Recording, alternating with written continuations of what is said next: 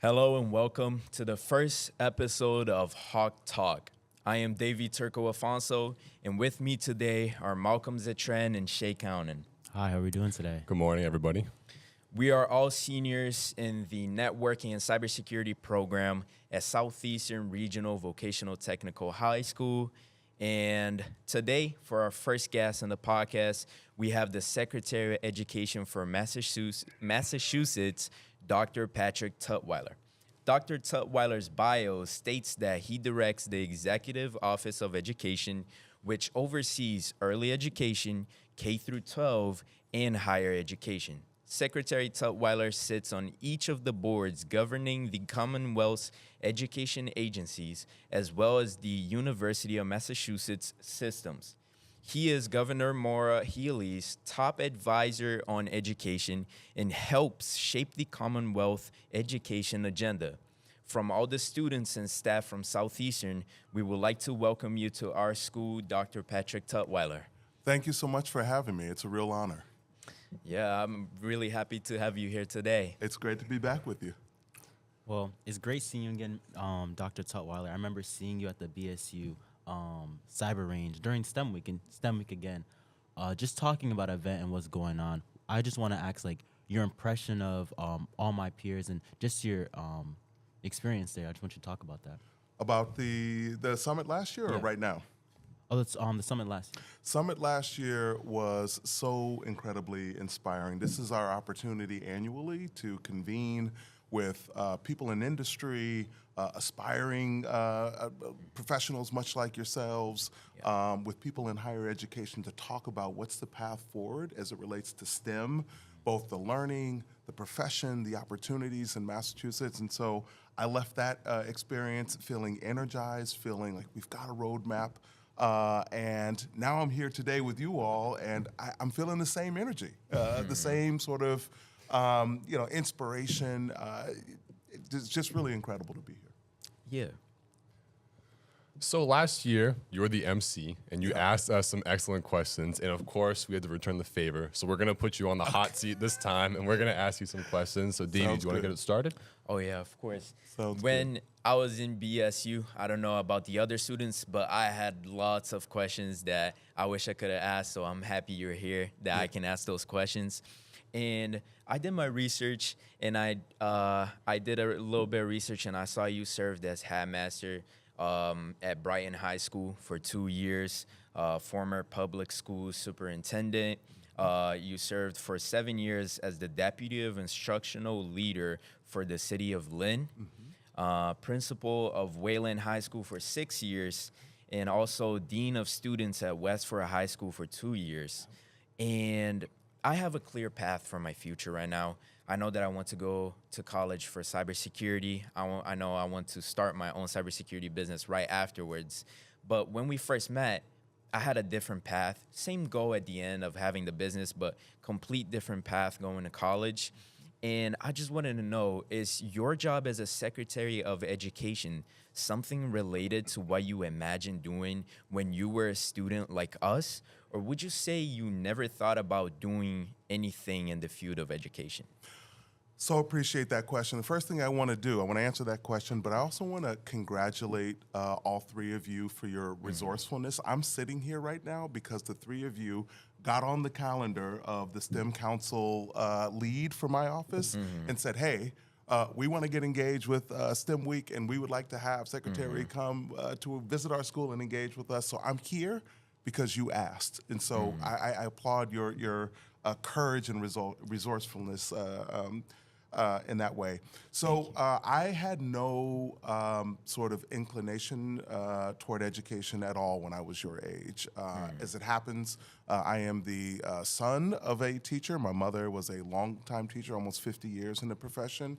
And some of the experiences that I had in the K-12, through the K-12 years, weren't all that inspiring. And so I was sort of turned off to that as a sort of professional path for myself, and went to college. I actually joke that I went to college to play basketball. That was the thing that I wanted to do on the next level, Yeah. but fell in love with history. I was a history major when I was in college. And when I graduated, I went the business route, thinking that that was the thing for me, but immediately felt like something was missing.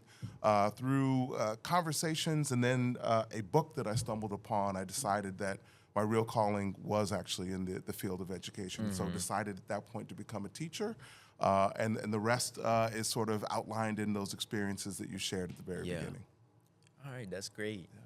So to bridge off, us as vocational students, I feel that we have been very well prepared in many areas that have put us in the lead for future jobs. Mr. Camo, for example, helped me get a co-op job recently. Thank you, Mr. Camo. He's taught us a lot of skills and a lot of things we need to know. What strategies do you think are most effective for bridging the gap between education and real-world industry needs? So that's a really, really good question. And shouts out to Mr. Camo. I met him last year at the summit as well, and really appreciate the extraordinary work that he's doing, facilitating your next steps as IT professionals. Here's what I would say. We all went to elementary school, and if you think back to that experience, the most memorable experiences actually don't take place, at least for me, within school. I remember the field trips. I remember the experiences where people came and presented. We had guests do presentations. And so I enjoyed those. I remember those because I was able to see and experience, touch things, right? Like really see the connection between all the things that we read and learn about in school and something that's real. That's what you have here through your co-op experiences. That's what you have here actually every day in school with all the equipment that I'm looking at here. There's no replacement for that. And so the strategy that we've employed in my office and with the Department of Elementary and Secondary Education, and there's a representative here today, is to expand those incredible experiences that you have here, to make them available to students regardless of what school they're attending. And we've done that through innovation career pathways, advanced manufacturing, biotech, clean energy, IT, standing up those experiences both with coursework and work-based learning experiences in your traditional comprehensive high school. And so the idea here is, the strategy is to really replicate the richness of the experiences that you all have here in traditional high schools. And I love how you worded that and everything, because it sets up for my next question. So just talking about the bridge that we're talking about, that bridge, I believe that bridge is made up of skills and experiences and obviously so much more. But what do you think the skills for vocational students today, just us alone and everybody in this room, what do you think the skills we need to be focus on so we can be more successful for the job market today? Well, one of the things, as you mentioned early on, Davi, I was a superintendent in Lynn. Lynn has a career tech educational school, Lynn Tech. And that, to be frank with you, was my first sort of deep and connected understanding of what happens in a career tech ed school.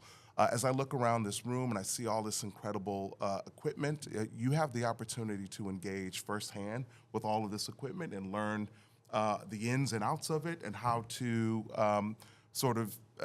take the next steps toward a profession that you're interested in.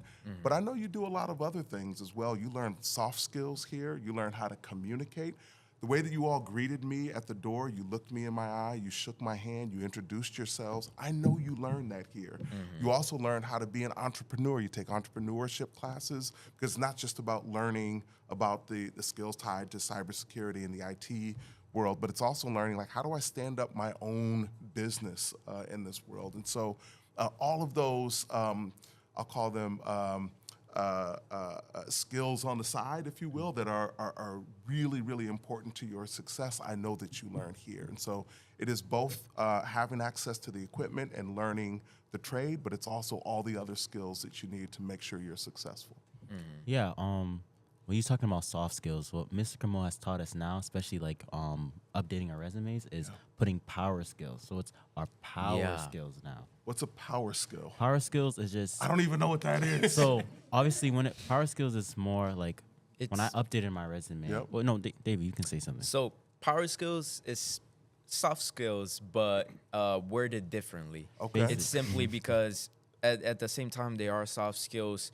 They are the power skills for you. If you have those skills, they really make you stand out. Right. Right. Like, I put on my resume, like, cross team collaboration. That's a power skill. It's not something you like. You just put like you just mention. It's a power skill like that we've developed in the shop, of course. Power skill because it empowers you. Yes. That's the main idea. Yeah. That is next level. I think I'm going to ditch soft skills and use power skills. Yeah. You all have taught me something today. Keep going. We got it. Speaking of power skills, a great skill that I learned here was communication. A little bit towards the end of my sophomore year, I didn't have the communication skills that I have now, but Mr. Camo gave us the opportunity to present about AI. Yeah. The technology, the platform ChatGPT had just created the AI that they have now, and we noticed that it got blocked in our school very fast because teachers feared that students would have the misuse of that technology to do the work for them. And we presented to our teachers, to vocational instructors, and then after went to a statewide conference for vocational instructors to teach them about the platform, and ended up presenting to the school board where we got it unblocked in our school. And I think personally that skill of learning how to use that AI will be very important for us. So I think personally it will become a power skill sooner or later because AI is just evolving more and more each day. Like we were doing our research not too long ago for a different presentation, but about AI, and it changed so much since the last presentation. It's amazing. And I just wanted to know, how do you see vocational education evolving in the next 5 to 10 years, especially with the rise of AI, automation, and also technology? We saw about 2 weeks ago, the Tesla bots, how they were just being shown around to us. I just wanted to know, how do you see that education evolving? Yeah. So first, I want to lift up another power skill that you just referenced in the story that you told about how you experienced the challenge, strategized around how you wanted to solve it, and then used your voice, both at the school level and then with the school committee. That's called advocacy, and that is a power skill that you used very well, and I congratulate you for that. So here's what I would say. When I was, you can tell I'm not a young man. I don't have any hair anymore, and the beard is gray. When I was coming up, I distinctly remember my teachers saying, like, "Hey, we're going to teach you math. Get that calculator out of here because you're not going to have that in your pocket when you become an adult." Guess what? We all have calculators in our pocket, right? Yeah.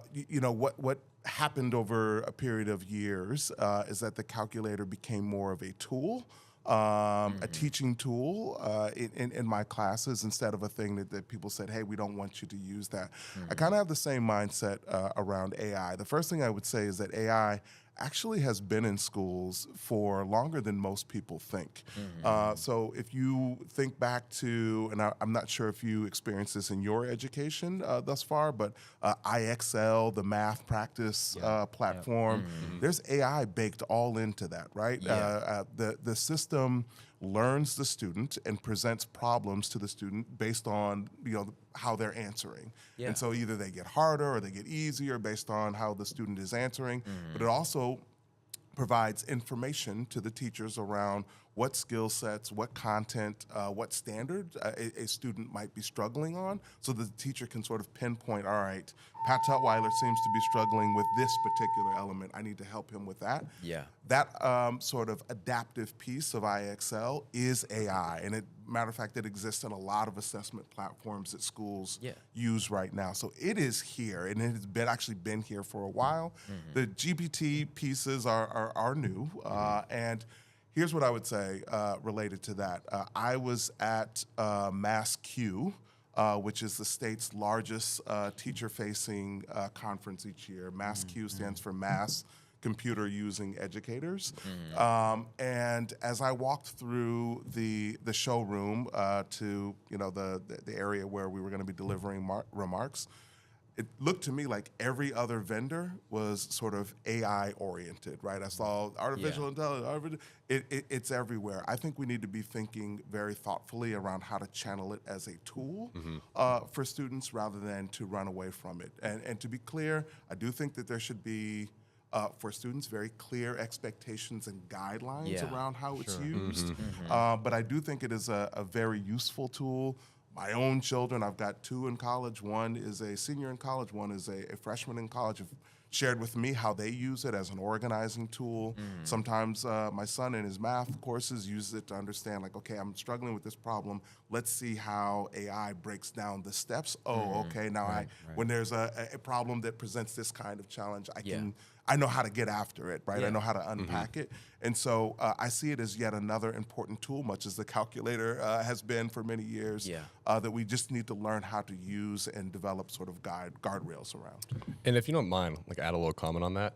You know, my recent co-op job or whatever, you know, I was talking to my new mentor about it, and he was basically telling me, like, you know, they use ChatGPT at work too. It's used everywhere. And like, for example, Raspberry Pi, like we were talking about before, it helped write the code for that. And he used that as the guidelines to take, and he fixed it on his own. And I really believe that if we can integrate, you know, ChatGPT from schools into the workforce in some way, or even just AI in general, I think it's going to become a major tool and a major asset to use. And I think people need to start realizing, like, you know, this is going to be something in the next decade that's going to be a huge tool and a huge asset to utilize. Shay, you are so right, and I can say that your governor feels the same way. There's an AI task force that she's assembled to help us think about in government work and all of the agencies and secretariats that exist. How can we leverage this incredible tool to help us be more efficient, to help us be better for the public that we serve? And so I'm with you 100% on that. So just let me know when that AI task force is being assembled. So, you know. Well, you use your power skill of advocacy, and then you find out, and you let me know that you want to participate, and we got you. You got me. I'm here. I'm here. All right. So also going back to the BSU topic, I remember we met when it was STEM Week. STEM Week is happening one more time right now. We're here together. And we're really excited to be building. Our school is building a new wing specifically dedicated to the STEM program. Let's go. And giving the growing emphasis on STEM education in schools. How do you see its integration benefiting students in the state of Massachusetts? Yeah, so I see it as really a benefit that's twofold. I see it benefiting individuals in terms of their understanding of the world around them, but I also see it, and their career path. I also see it as benefiting the economy, particularly when we think about where there are incredible needs right now in the healthcare field, which is STEM related, climate tech and clean energy, which there are giant goals that this administration has laid out. We're going to need folks who have a STEM orientation to sort of carry those out. Things like we purposely stopped at the machine shop, right? Because I can tell you right now, and I said it to the students in there, advanced manufacturing is gigantic right now, and we need students who have that industry credential and have an understanding of how to move that profession forward as well. And so, the theme of this week, the STEM week, is STEM Starts Now. That means a couple of different things. One, it means that at the earliest age, and we were with 75 4-year-olds yesterday talking about STEM, because there are things that are that exist in their developmentally appropriate play and things that they learn about that are STEM related. And so how do we begin to sort of build those skills, build their understanding of how what they're playing with is science related? How do we create strong pathways through high school, including the innovation career pathways that I just mentioned earlier, plus expanding opportunities here in our career tech ed schools to fuel both a pathway for individuals, their understanding of the world, but then also to address all of the incredible needs in the STEM professional world that exist right now, certainly nationally and globally, but most importantly right here in Massachusetts. And I would like to know, do you have any questions for us? Well, now, see, I was supposed to be on the hot seat today. So I never squander an opportunity to be in community with my students who I care deeply about. That's all of you and everybody else who's here in the classroom. And so in your opening, you laid out really clearly what the Secretary of Education does. Thank you, because most people don't know, and I'm not sure that I knew before I got here. But I advise the governor on all things related to education, and then I work with early ed and care, K-12, and higher ed. What should I be thinking about and focused on? You've got my full attention, undivided attention right now. What do you want me? And this could be, for you as an individual or things that you've collectively heard from your classmates. What should we be thinking? What should I be thinking about? What do you want me to tell the governor in my next conversation? It's like, hey, I was sitting with Malcolm and Shay and with Davey, and they said this. What should come out of my mouth? Okay. It may not be so directly educational, but I believe that, so I'm a part of the MIA, I'm ambassador for athletics. Oh, So okay. I went to a conference not too long ago, and we talked about how students, we wanted to have more of a spirit in the school, not just for sports, but just like obviously with academics. And there's a notable names that we can definitely put you in contact with Julius of our school. Yeah. He wants you know a little bit more, but like you can talk about Julius. Yeah, so my friend Julius, I play soccer with him. Oh, we just double champs last week. Okay, Yeah, okay, just Mayflower putting that League. out there. Yeah, Congratulations. just gotta tell. Yeah. Yo, me But- too. Hold on, I just won yesterday too. Okay, congrats to you too. Okay, But for sure. we were talking, and he really wanted to start a club in our school where we could get the culture of the school together. Yeah. Instead of having students like get mad at like teachers or stuff, or dressing a type of way or making the school sometimes I don't want to say look bad. Yeah. But just a little unprofessional Yeah, in a way. being unprofessional. He wanted to start a club to change that in the school, change Awesome. the culture of the school. Yeah. And he talked to me, Malcolm, and a couple other students that he sees that people look up to, and to start talking, because if we have Mr. Camo say something, but students don't listen, but we stand right next to Mr. Camo and help, we'll see the school's culture change in a different way. And that was the plan that he had to start with. And he needed the help of a couple people. So Yeah, That's out amazing. there. he actually just had a podcast not too long ago too. So they're editing it right now. Our video performance arts, they're editing the video. So we can definitely get that video to you. But that specifically, I wanted to bring it up because I believe that not just I'm an athlete, so I'm always going to advocate for athletes and stuff like that. But I definitely want the spirit to be there, because I remember the seniors, the upperclassmen that I was there, and I just thought they were amazing leaders. Of course, they're still human, they're still students, but they allowed me to obviously have the confidence that I have, develop the habits that I have, whether it be work ethic, getting to places on time, and just trying to be that role model. And it doesn't matter if someone's looking; it's doing the right things when no one's doubt. looking. No doubt. So I just wanted to bring that up for sure. I so appreciate you raising that. And I will tell you, just yesterday, we were at Lynn Tech, and I asked a group of students the same question that I asked you. Like, what is it you want me to be thinking about? What is it that you want me to share with the governor as she thinks about her education platform? And that student said something very similar to what you just talked about. Like, hey, how can students have more voice in the sort of shaping and molding of the culture of the school? And I feel like that's what you're saying right now. And already there's a theme developing. And as I go from school to school to school this week, we're going to be at McCann Tech, I think, tomorrow, and at another school in Springfield tomorrow. And so I'll be asking, but I really appreciate what you all have lifted up is important to you. Of course. All right, thank you very much. This experience has been amazing for us, but sadly we ran out of time. Is there a final message you would like to leave to our listeners? Yes, it's the theme of this week. STEM starts Now. Now. boom. Perfect. Perfect. Thank you all for having me. Of You all are course. amazing. Thank you for being here. Of course. So obviously, our shop and Southeastern in general, we deeply appreciate your time and just your commitment driving over here, and we just appreciate you being a part of our learning experience today. It means more to me than I have time to talk about right now. Thank you all for having me. Mr. Tutwiler, audience, anybody listening, if you have any questions, comments, or ideas for tech topics you want us to cover, you may email us at hawktech@sersd.org. That's hawktech@sersd.org. Yeah, and thank you very much for everybody that is listening. Thank you, everybody. Thank you for all the listeners tuning in to our podcast. Have an amazing day. Bye.